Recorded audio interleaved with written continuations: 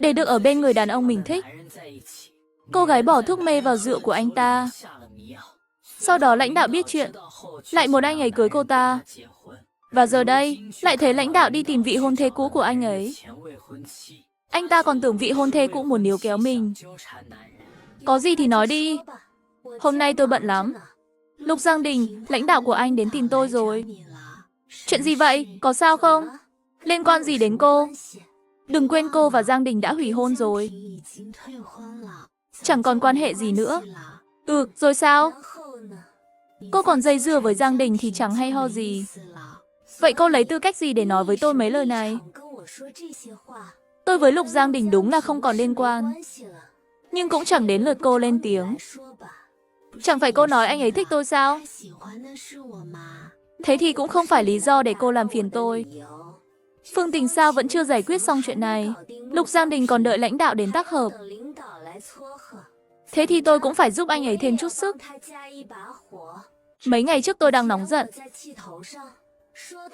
Những gì tôi nói và làm đều không tính. Dĩ nhiên, dù là trước đây hay bây giờ, tôi làm gì cũng chẳng liên quan đến cô. Phương Tình nghe anh nói, sắc mặt thay đổi hẳn, chỉ biết đứng nhìn anh rời đi. Trong lòng anh bất an, càng nghĩ càng thấy Lão Vương đến tìm Lâm Ngọc Giao.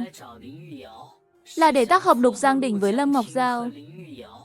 Không được, phải gây chút áp lực cho Lục Giang Đình. Sau đó Phương Tình đến một cửa hàng nhỏ, gọi điện cho Lục Giang Đình. Giang Đình, chuyện giữa tôi với anh bị Lão Vương biết rồi. Lão Vương đã tìm riêng tôi rồi. Đừng lo, tôi qua ngay đây. Lục Giang Đình cúp máy, rồi vội vàng đến chỗ Phương Tình. Cô nói qua điện thoại là Lão Vương biết chuyện chúng ta. Chuyện gì thế? Thì là biết rồi đấy. Bảo quan hệ nam nữ lung tung là tội lớn. Hỏi tôi định làm sao? Tôi thì làm được gì chứ? Tôi chỉ là một người phụ nữ, làm sao quyết định được? Tôi cũng chẳng biết phải làm sao. Giang Đình, anh nói xem phải làm sao? Cô chẳng phải nói chúng ta chẳng có gì sao? Đúng vậy, chúng ta ngủ say. Làm sao có chuyện gì được? Chắc chắn chẳng có gì xảy ra. Tôi nói rồi, nhưng người ta không tin. Nói thế ai mà tin nổi? Lục Giang Đình hít sâu 2 hơi. Sắc mặt đã cực kỳ khó coi. Vậy ý cô là sao? Tôi không biết. Tôi là một người phụ nữ chẳng có kinh nghiệm, lại không có đàn ông bên cạnh. Làm sao tự mình quyết định được? Giang Đình, tôi đợi anh giúp tôi nghĩ cách đây. Lục Giang Đình đột nhiên nhận ra, cô ấy câu nào cũng bảo mình không hiểu biết. Chỉ là một phụ nữ, tự mình không quyết được. Nhưng từng chữ từng câu đều ép anh phải đưa ra quyết định. Được thôi, tôi sẽ quyết. Chuyện hôm đó cô đừng nhắc lại nữa. Cũng đừng nói với bất kỳ ai. Coi như chưa từng xảy ra. Lục Giang Đình thầm quyết định trong lòng. Sau này phải tránh xa Phương Tình. Nếu họ thực sự gặp khó khăn, anh có thể gửi họ ít tiền, giúp họ vượt qua lúc khó. Nhưng sẽ không tự mình mang đến, mà gửi qua đường bưu điện. Chị dâu, chị đừng vội. Đợi tôi nghĩ xong sẽ nói với chị. Tôi đi trước đây. Đợi Lục Giang Đình vội vã quay đi, Phương Tình hít sâu một hơi, đưa ra một quyết định. Cô cởi chiếc áo mỏng của mình, cố ý cài lệch cúc áo, tạo cảm giác như vội vàng cài sai cúc, rồi làm rối tóc mình lên, hốt hoảng chạy đuổi theo. Xa xa là bóng lưng không ngoảnh lại của Lục Giang Đình. Cửa cầu thang là dáng vẻ lúng túng của Phương Tình.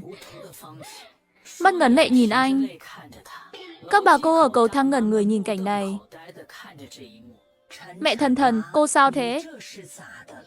Phương Tình lưu luyến thu lại ánh mắt, bật khóc nức nở, rồi vội vàng lấy tay che miệng, lắc đầu, vội chạy lên cầu thang về nhà. Chẳng nói gì, mà như đã nói hết mọi điều.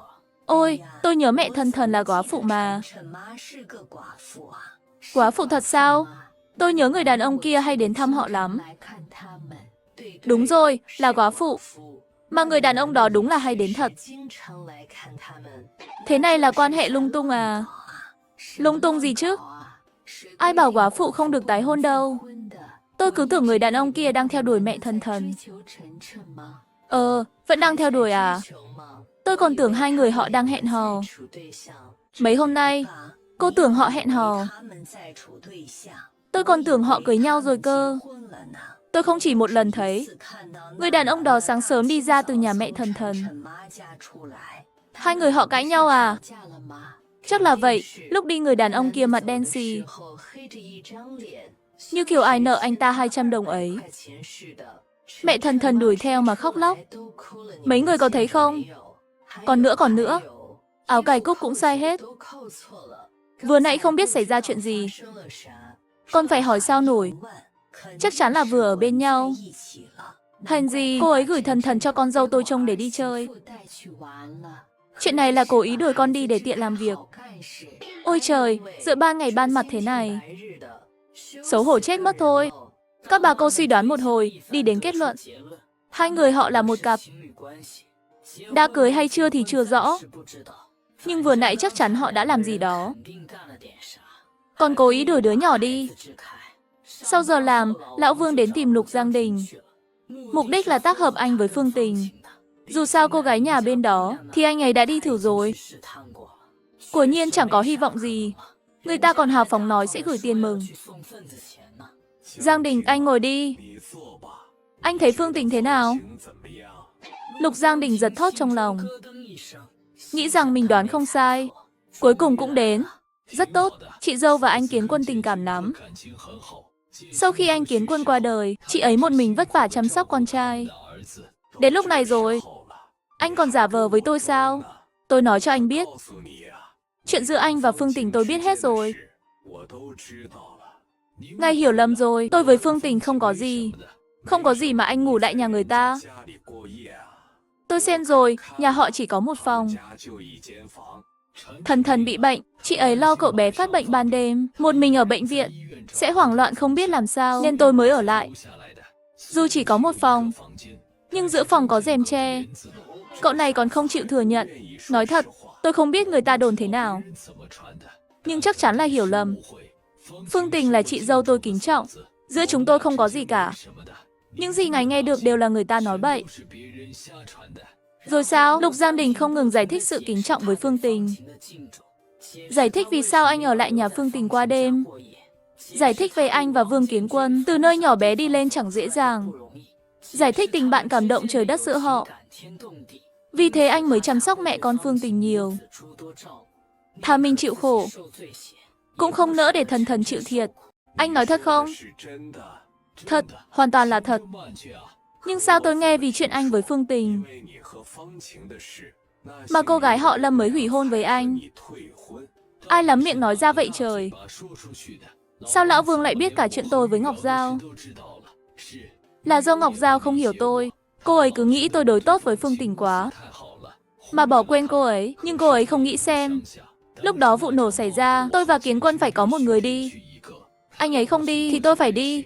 Nếu lúc đó người đi là tôi, tâm lý tôi không vững bằng anh ấy. Lúc đó tay tôi còn run. Anh ấy mới nghĩ nếu mình đi, nếu người đi là tôi, thì người gặp chuyện cũng là tôi. Anh ấy lần này, Lão Vương chẳng biết nói gì với anh ấy nữa. Nhìn trạng thái của Lục Giang Đình không ổn.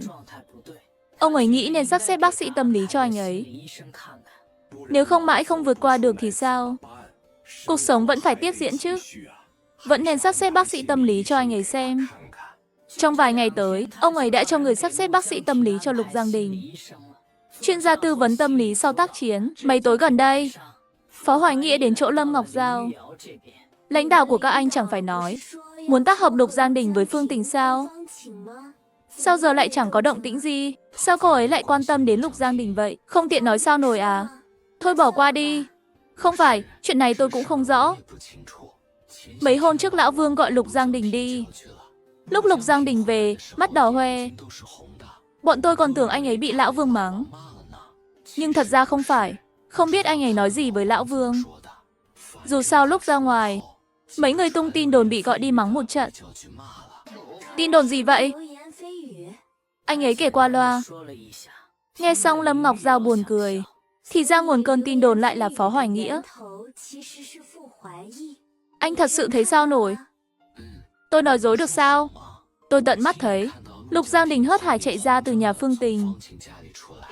Sáng sớm 6 giờ hơn, Tôi cũng lên nhà Phương Tình xem qua, trong nhà đúng là chỉ có một phòng. Tôi chẳng nói bậy đâu. Còn cảnh báo Dịch Vân Thạc, không được đoán mò.